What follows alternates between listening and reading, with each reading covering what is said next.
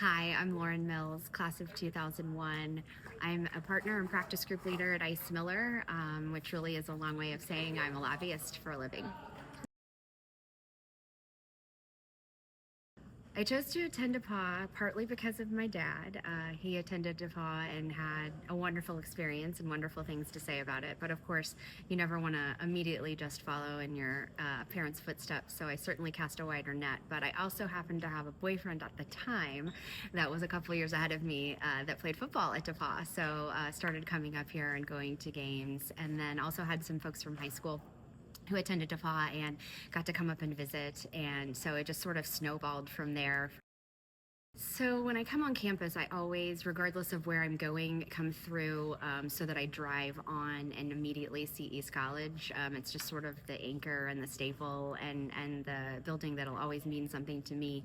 However, I did spend a lot of time at Theta, and so I always enjoy driving by, and it always smells the same when I walk in and feels the same when I walk in, and so that always brings a great pleasure to me when I'm able to go and see it. And while it always is changing and updating and looking better, it always feels the same.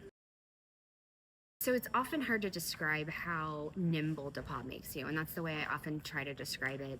I think I thought that it was just going to put me on a straight path, and what it does is prepares you for the zigzags by pushing you to learn different things, take classes you might not have normally taken if you had to take a major at a large school and only take those classes.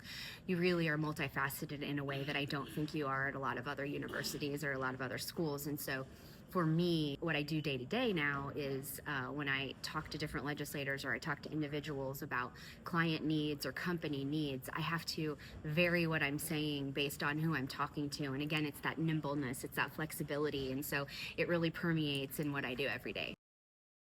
It's funny, I don't actually think about it as giving back and enriching me. It just is part of breathing for me.